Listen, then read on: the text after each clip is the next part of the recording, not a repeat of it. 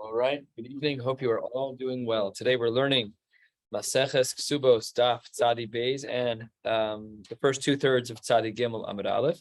And then on Shabbos we'll learn the balance of Tzadi Gimel as well as Daf Tzadi Daled.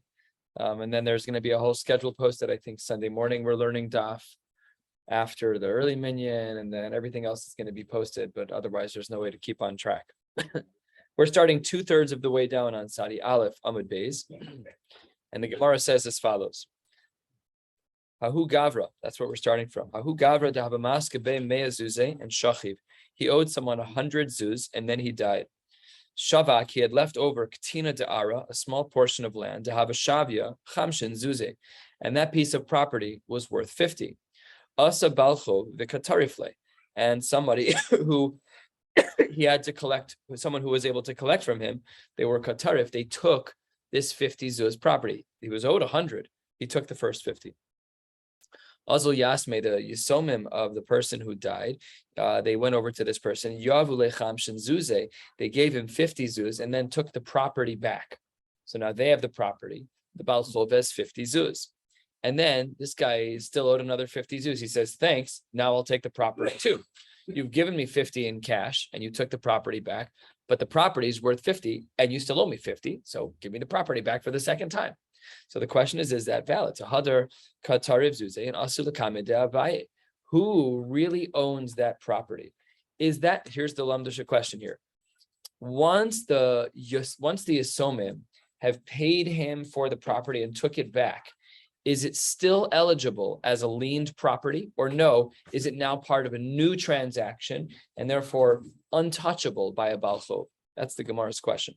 Omar lehen mitzvah al yisomim lifroach chova vihen. The halacha is that it's a mitzvah for yisomim to pay the chov of their parents. Hani kamoi mitzvah avdisu. This first one you did the mitzvah. Hashta kitarif bidin katarif, and he still owes another 50. So you paid him 50 in cash, and now you have 50 zuz property left. Wonderful. So it's his to take, and that will balance out what he is owed, which is a total of 100. However, when is this true? This is only true, let me just review, is that you can take the same property twice if you are a Baal Chov. So here's what happened. He took 50, he took a property of 50, and he said, it's mine. And the family said, you're right, but we would rather have the property and give you 50 cash. So they took the property back and gave him 50 zuz. Great. He says, great, I'll take your 50 zuz and give me the property yet again. So the Gemara says that's considered appropriate. However, there's a qualification, 3/4 of the way down. Below Amran, it is amazing that I feel the need to cough after like 60 seconds. And you sound completely different.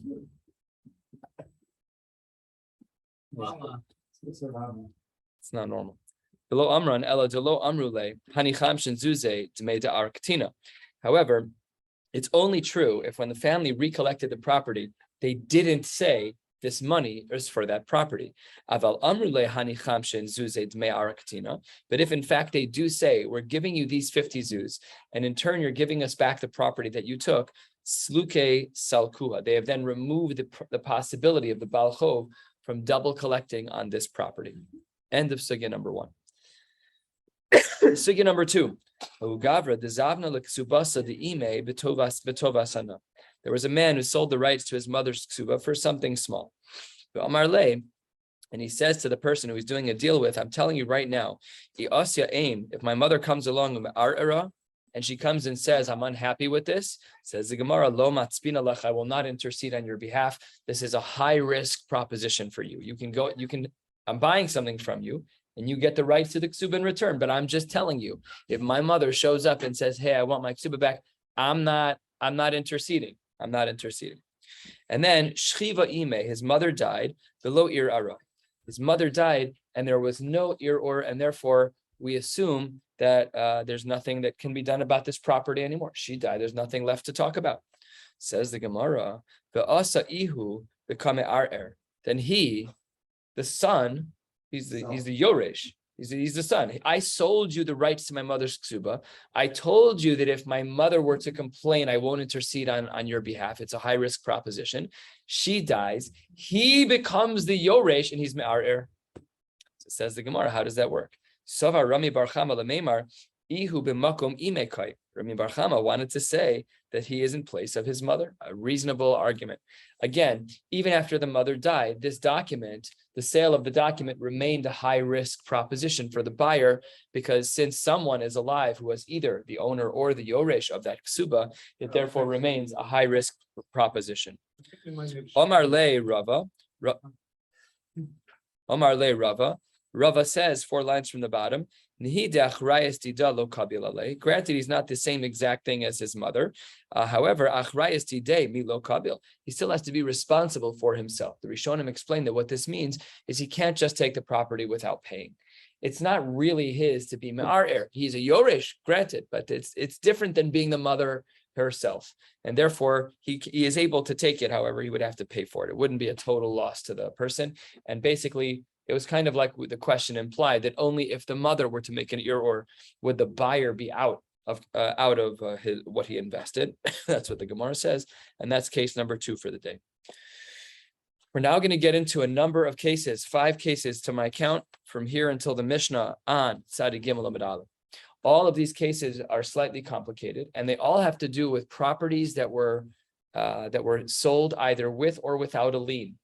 And there, of course, are differences. If something is sold with a lien, then people who are your Baal Chov can come collect from that property even after you sold it. If they're sold without a lien, to basically an insured product versus an uninsured purchase. Let's call them that way. An insured purchase and an uninsured purchase. That's what the Gemara says. 3 lines from the bottom, let's jump in. Omar Rami Bar Chama. Ruvain shemachar sadeh l'Shimon shelo b'achrayis. Ruvain sells a field to Shimon, and he does so with no lien. What that means is if Ruvain's Baalei Chov go to Shimon and take that property, it's just too bad. There's nothing that can be said for it. He doesn't insure this property. Shimon takes that property, and then he sells back to Ruvain that same field, but he sells it with achrayas. And then what happens? Top of Tzadi Beis Amud Aleph, V'asabal Chov de Ruvain. Ruvain comes along, and v'katarif lemine, and he takes a property away from him. So says the Gemara, Dinu hu'da'azil Shimon u'maftzile, because when Shimon resold the property to him, he did so with achrayas. So Shimon has to go and be involved in this process, and he has to go and try and support the lost field of Reuven, because when he sold him that field, he sold it with achrayas. Shimon sold to Reuven with achrayas. A Baal Chov of Reuven's came to take the field that Reuven just sold him. Shimon has to say, I sold it with achrayas, so I'll repay you. Then the Gemara says, hold on one second. That's only the opinion of Rami Bar Chama. However, Amar le Rava, but achrayas to alma kabila le, but achrayas to nafshem kabila le doesn't really make sense. I could understand if a regular Baal Chov could go over and take that field, but it's Reuven's Baal Chov. It's not Shimon's Baal Chov. It's Reuven's Baal Chov, and Reuven was the one who received the field. That's considered unfair according to Rava, and therefore Shimon would not need to intercede in such a case. And therefore, Umoda Rava would therefore agree in the following case: the Reuven sheyorash sadeh mi Yaakov. Reuven inherited a field from Yaakov, and then umachra l'Shimon shelo be'achrayas. So then we're going to go back to a similar case. So Shimon umachra leReuven be'achrayas, and then Shimon sells the field back to Reuven, and this time with a lien. Asa Baal Chov de Yaakov, and one of the Baalei Chov, not of Reuven but of Yaakov, who was the person who initially yarshined it. And what did he do? B'katarif le mine, and then he took that field. Dina, the halacha is in such a case. Then Shimon would have to get involved again. Why is that? My time up, because Baal Chov de Yaakov ki Baal Chov de Alma Dami. Because Yaakov is a step removed from Reuven. Had it been Reuven's Baal Chov, Rava wouldn't agree to Shimon needing to be involved. However, since the Baal Chov is one removed, and it's not Reuven, but it's the person who it's Yaakov, it's Reuven's father, Yaakov. So therefore, because it was his Baal Chov, therefore the Gemara says Shimon would need to be involved. All of that is case number 1. Here is case number 2. Third of the way down on Tzadi Beis Amud Aleph. Amar Rami Bar Chama, Reuven shemochar sadeh l'Shimon be'achrayas. Reuven sells a field to Shimon, and it's insured. However, Shimon has yet to pay. And then v'zakaf alav b'malveh, and then they turned the amount of money that Shimon owed to Reuven for that field into a loan. So now it's no longer a regular purchase. Now the money that is owed is considered a halva, it's considered a loan, and then umeis Reuven. So now Shimon owes the Yorshim of Ruvain this loan. So the property, Ruvain gives Shimon a property that's worth 1,000. Shimon says, I'm just waiting for my paycheck. I'll give you the $1,000 next week. And Ruvain says, no problem, but let's actually make it the return of a loan. That was a good move for him because then that money becomes a Yerusha to the kids. So fine, that money is now a halva, and then Ruvain dies.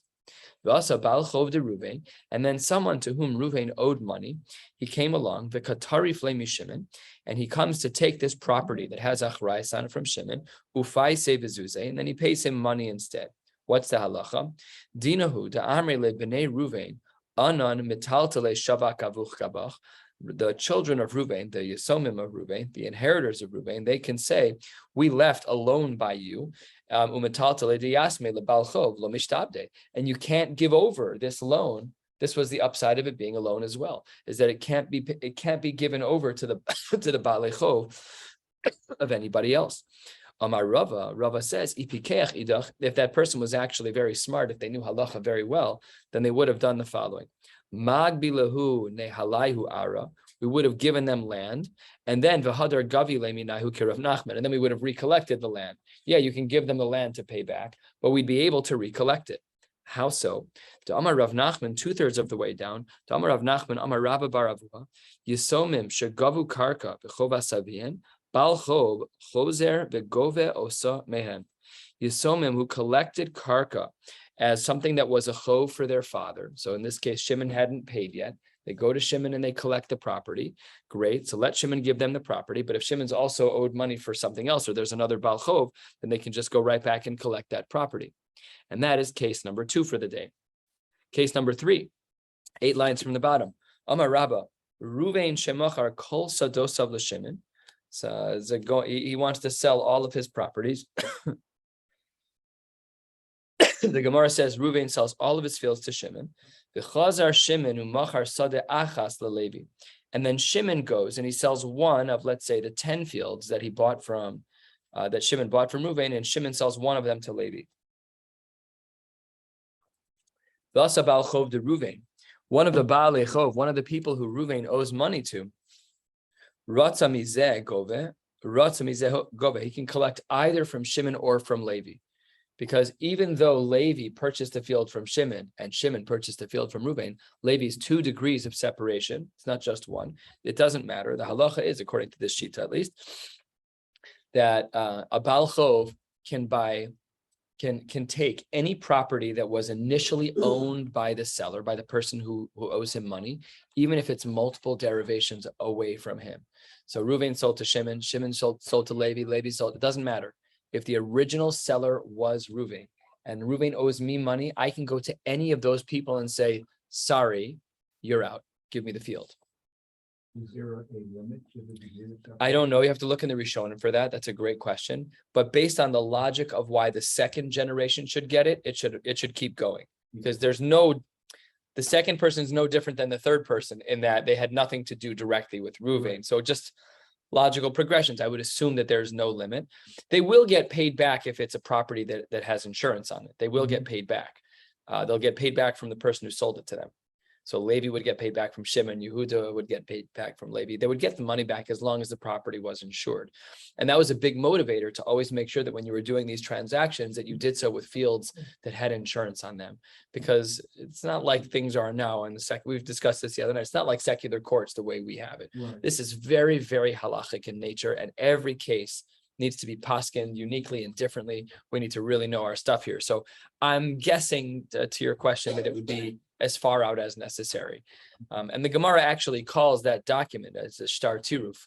A shtar tiruf is, I took Levi's property. Levi says, Shimon, this guy took the property. He says, I know, I sold you the property from Ruvain. So Shimon has to pay him and Ruvain has to pay Shimon, and all the money just dominoes back. So until everybody's evened out. Again, provided that it's an insured property. So in this case, a Baal Chov can collect from either Shimon or Levi. Asa Baal Chov de Ruvain, and there's a Baal Chov of Ruvain, and he can collect from either one. And 4 lines from the bottom, the Gemara qualifies this. V'lo amran ela dezavna beinonis. This is only true if what was sold to either Shimon and or Levi was beinonis. Now, beinonis is a reference to an average type of property. There are three types of properties, as we will see throughout Shas. We've seen references of this already in Shas a couple times. Beinonis is average, Idis is the best type of property, and Ziboris is the garbage properties.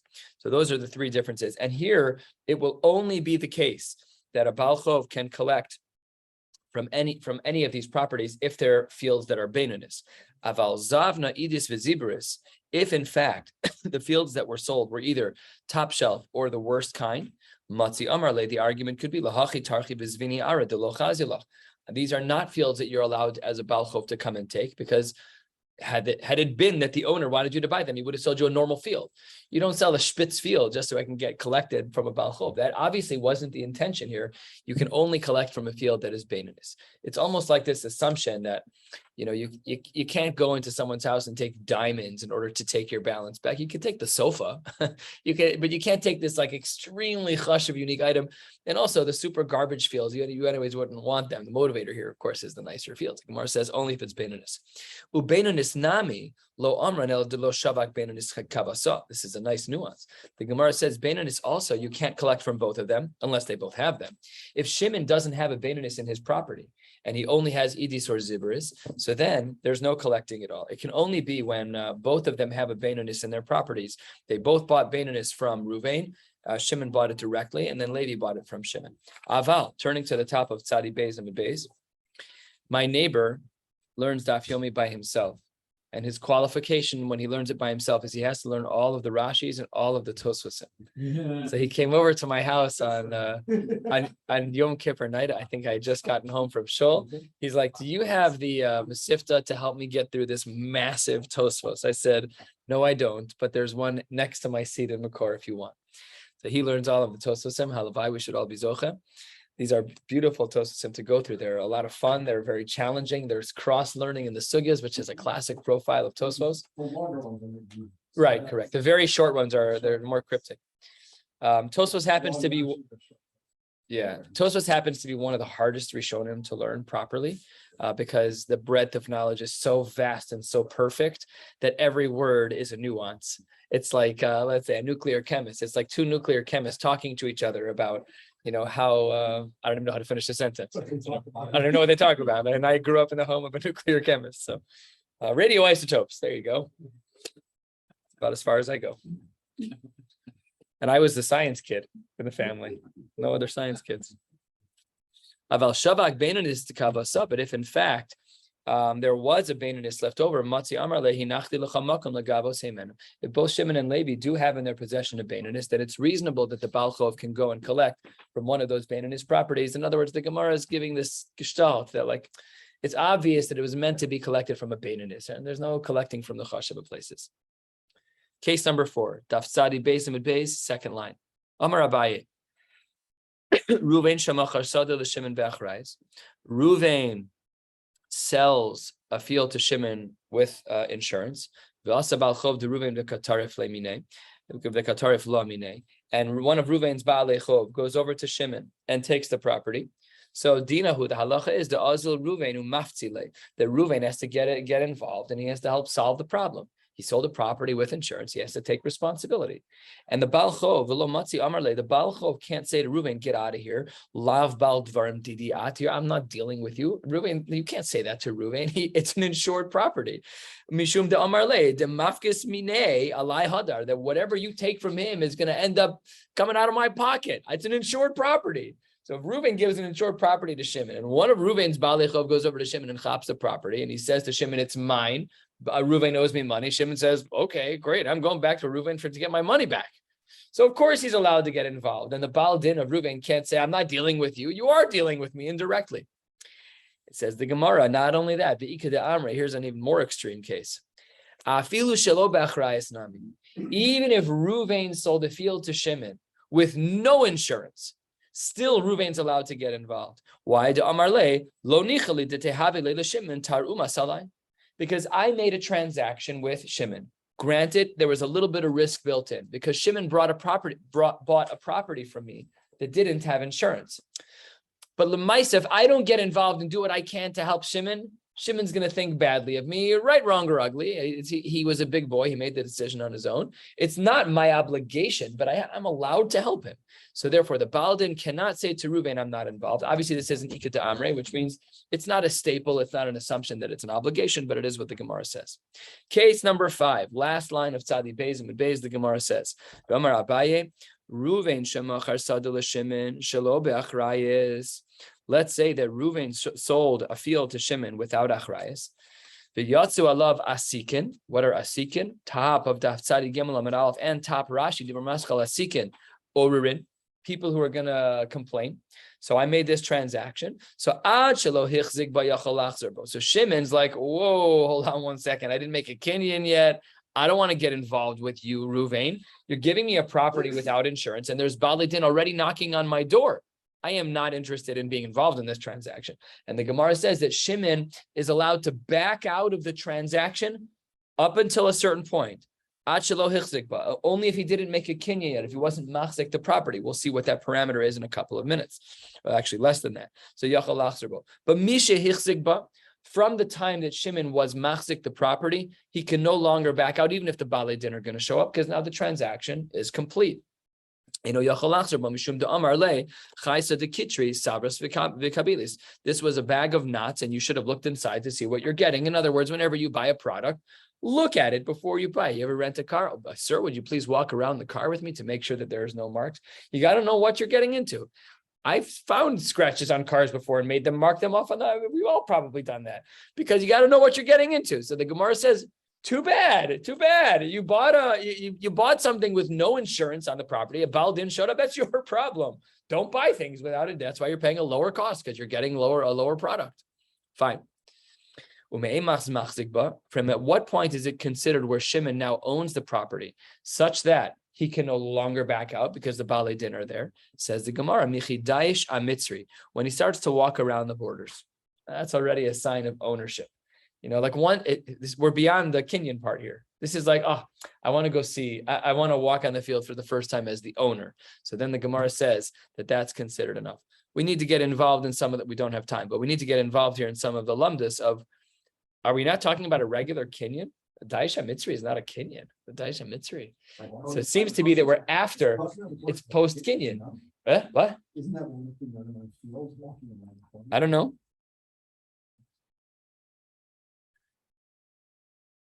Sabris.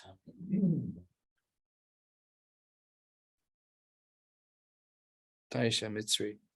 Leida Mahi Tzricha, the end of Tosfos there. Gali Daite Shekibla, the end of Tosfos Tibur Hamaschil Ume'emas, by the end of the thin lines. Mishichzik Ba'enu Yachol Lachzar Bo, Me'emas Havya Chazaka, Pirish. Me'emas Havya Hahi Chazaka. Chazaka is not a language of Kenyan. It's a halachic assumption. The Amrinan Gali Daite Shekibla Bechol Inyan, Michidaisha Mitzra Leida Maitzricha. Yeah. Why is that the Gilui? It's a Gilui Milsa. Is that a Kenyan? I'm not sure what that was. Yeah. Okay. That's what the Gemara says. So it says Michidaisha Mitzri. In Ika da Amre, some say Afilu be'achrayas nami. Even with achrayas, he's not allowed to back out. To Amarle achvi tirpucha ve'ashalim lach. You can't back out if you have a case where there's a tira. If you get a star tiruf, then pay me back. In this case, there won't be one. That's your loss. But just too bad for you. You got to be careful what deals you make with people. I sold you a lower cost property because it doesn't have insurance. Whenever we buy properties now, you go to the store, you buy a bicycle, you buy a computer. Sir, would you like to have insurance with that? You're always paying for your insurance. And what happens if your computer breaks and it's day 91? Yeah, it stinks for you. You should have paid for the extra couple of years. It only cost you $5.99. So that's what we're paying for. This guy lost out. Okay, new Mishnah. We're going to learn until about a third from the bottom of the page, a little bit less, and then we'll stop and we'll pick up on Shabbos. Misha haya nasui shalosh nashim. A man was married to 3 women. Umeis. I don't know if is that why he died. Did he die subsequently? I don't know. The Gemara's the Mishnah. So the Gemara says the man. This part I might need to edit for the first time in 1,000 blot. So a man's married to 3 women and then he dies. However, the Kesubos that he had with each of the women were different. Kesubos shalzu mana, one of them was only 100. Vishalzu masayim, the first wife, we'll call her whatever.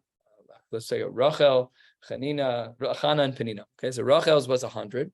B'shel zu Masayim. The second one was 200. B'shel zu Shlosh Meos. And the third wife had a ksuba of 300. So what happens if he has a very small amount of money? He only has $100 to his name, 100 mana. What do? He has $600, 600 zuz that mana that he owes, 100 plus 200 plus 300, wife 1, 2, and 3 respectively. But ve'ein sham elamana, cholken b'shaveh. Every wife gets 33 and a third. Hayu sham masayim. If in fact there were 200, if we just stopped right here, what would our assumptions be? You divide by 3. It's not what the Gemara says. But not really, because says the Gemara, Shelmana, the woman, wife number 1, whose ksuba is only 100, what does she get? Notelas chamishim. She gets 50. How much is left? 150. And shel masayim v'shel shalosh meos, shlosha shel zahav. What's shlosha shel zahav? So take a look at Rashi. Rashi says shalosh shel zahav, shlosha dinare zahav, v'chol dinar zahav esrim v'chamisha dinare kesef. So each one is 25, meaning each person gets 75. That's 150.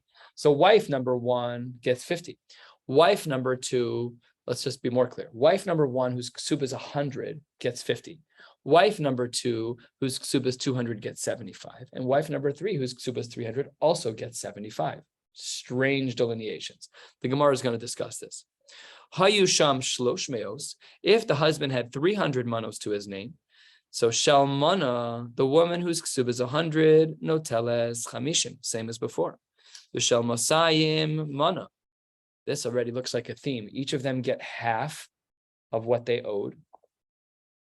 B'shel shalosh meos, the woman who was supposed to get 300, she gets shisha shel zahav, which is 150. Everybody gets half. That case seems a little bit more reasonable than the first case, which. But it's inconsistent with the other cases. What? It's inconsistent With the previous case. Everybody gets half. Correct. Correct. Yeah, the first case needs more parish than the second case, that's for sure. And similarly, the Gemara makes an equation, Gimel Shehitilu the keys, 3 people who put their money into a keys, which basically means 3 people who invested into a business together. And then they had to, what do they call it, divestments or whatever, disbursements. I don't know what I'm talking about. Then the Gemara says, Pichsu o hosiru, if there is either an increase or a decrease, kach hein cholken. They divide the same way. Which way? The law. Different calculations. So one's talking about ksuba and one's talking like marriage and what. Not even that. You go into business, if I put in 20%, I'll get a 20% stake. You get a 40%. Then you get partners. What? But the Gemara here, let's assume with Pashtus over here that the Gemara is saying like the second case where everyone gets their due amount, whatever it is. With the amount of money that we get, we'll give each of you the percentage that's due. That is the second case of our Mishnah, because each wife got half of the available money. But according to this, it also implies that that's only true when there is enough money for each person to get half. But if there was less than enough money for everyone to get half, we'd make the same cockamamie mathematics that we did in the Reish of the Mishnah, which we don't even understand yet because we haven't learned the Gemara that we're about to learn. So let's learn the Gemara that we're about to learn. Yep. Why is this here? Why is what where? This whole thing about the keys. I mean, it's not completely apart to you, right? Well, I mean, if I had to answer the Mishnah, the answer is standing in front of you, which is that because these cases are halachically identical, even though conceptually the cases are different, the Mishnah is able to accomplish a lot with 6 words. So they're going to say whatever halachas we're teaching by Ksuba, same is true by people who are throwing money into an investment, whatever. I mean, that it has to be that way because the Mishnah said v'chein, but it has to be that way. Both. What? It's like being there. Okay, that's a deeper way of saying what I was saying. Yeah. All right, let's dig into the first case and try to understand it, and then we're going to stop at the next 2 dots. Shalmana noteles chamishim. I don't understand, says the Gemara. Why would the wife get 50? Tlasin utlasa v'tilsa hu de isla. Her portion should have only been 33. What was the case? There was only 100 zuz to 100 mana to go around. If they divide that money, she doesn't deserve 50. At the maximum, if we're going percentages, at the maximum, she should have gotten a third. Why is she getting half of her ksuba when the other women are getting a quarter of their ksuba? Percentages. It's a percentage question. The Gemara is bothered. Why is she getting anything more than a third? So says the Gemara, because we were missing some critical information in our Mishnah. Omar Shmuel, because Bikoseves Bailas Masayim LeBailas Mana, the wife who has a ksuba of 200, says to the wife who has a ksuba of 100, Dinu Dvarim Ein Le'imach B'mana. I have no interest in being in this transaction with you. Which means that when the math is done, the math of woman number 1 only factors in woman number 3. And therefore, there's only 2 women. Half of 100 is 50. And that's why she took 50. Because there's a new kimta happening here that we didn't know about. That wife number 2 says wife number 1, get me out of here. Why? Why? She said that it doesn't matter right now. But that's what she said. She took a loss. She took a loss. And remember, not only did she take a loss, but the Mishnah also allocated money to her. Right? So let's look back in the Reish of the Mishnah. What did we say? We said that the woman, the woman who had Masayim, Hayusham, what was the case? Though that was the case of Mana. Sorry. In the case of Mana, she got 50. Hold on, let me just get the cases right. What was the first case? That if there was 100, there was what? 100? Cholkin b'shaveh. So that was thirds. So we're talking about the case of Hayusham Masayim, right? Okay, good. So then that woman still got 3 coins, which totaled 75. Woman number 2, who she said that she was no longer doing the math from. So the Gemara asks on that now. I don't understand. Shel Masayim v'shel shalosh meos. They both got shalosh shel zahav. If you're saying that woman number 1's math equation excluded woman number 2, so why did woman number 2 get any of the money? So says the Gemara, a very difficult line. Let me just finish the question. Sorry, jumped the gun. Tema la hasalakta nafshach mina. Get out of here. Why are you getting anything? You said dinu dvarim mainly ba'adach. I'm out. Get me out of here. That says the Gemara mishum de amra la midinu dvarim only who desliki nafshay. It's just from you personally. I'm not interested. But it wasn't about the money, which is a very, very hard answer because we still did the math for woman number 1 that she should still get 50, which is above her third that she really should have deserved. So this answer really does require a little bit of Rishonim. Let's take a look at Rashi, the second of the middle width lines of Rashi, 2/3 of the way down. Dibra maschal midinu dvarim salikas nafshoy. Lo nasati chelki b'matana. Umasha gavsa lo b'shlichusi gavsa shetomrili not la zu chelkech zu chelkech ani silakti atzmi mila rivima, just to fight with you. Umilamayit chelka b'mana b'gavar yada legabos chatzi hamana b'shibud shtara. Achshav ani balach lo kimach b'nosar shelo silakti atzmi mila rivimach. I'm only going to take my part from the half that I'm not fighting with you about. So once you got yours. Once you got yours, salakti from you. Well, how much? Therefore, how much do you get? 50. But now I'm back in the game between me and wife number 3, and therefore we're going to split 75. That's what the Gemara says. We'll stop right here. Here's Hashem on Shabbos. We'll pick up with the rest of this Daf Tzadi Gimel, and learn Daf Tzadi Dalet as well. Wishing you all a beautiful night.